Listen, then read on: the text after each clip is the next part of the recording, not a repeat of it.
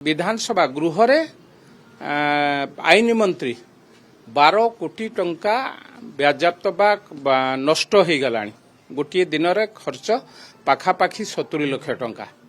तेणु से कथा कहला परे मध्य विरोधी दल एक कथा शुणिना ताकू आपण केवल नुह सारा राज्यवासी देखिचंती किए विधानसभा चलेबा को चाहूला किए विधानसभा चलई दउनथला। विधानसभा आरंभ होला 17 तारिख रु दीर्घ दिन धरी आमे आलोचना पई प्रस्तुत थिला बेले एसीबी विषय रे किए विधानसभा को बंद करथला। जानी सुनी बिजू जनता दल एवं कांग्रेस मिलित भावे विधानसभा को बंद करथिले एवं विधानसभा गृह रे आईन मंत्री 12 कोटी टंका व्याजाप्त बा नष्ट हो गला गोटे दिन रे खर्च पाखापाखी 70 लाख टंका।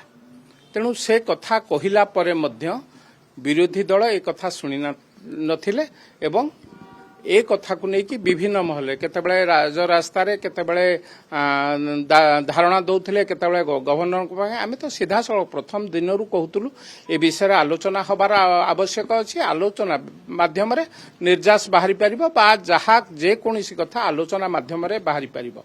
से कथा को न सुनी दीर्घ दिन धरी राज्य राजकोष रु खर्च होथिबा विधानसभा को बंद करी साधारण लोकों को न्याय दबा पाई चाहू नथिला बिजू जनता दल तार प्रतिफलन घटी।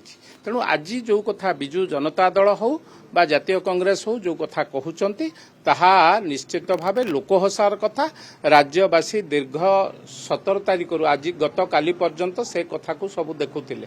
तेणु से कथार प्रतिफलन बा से कथा रे जो कथा कहउचंती बिजू जनता दल ता मूल्यहीन ए कथारे कोनोसी मूल्य नाही।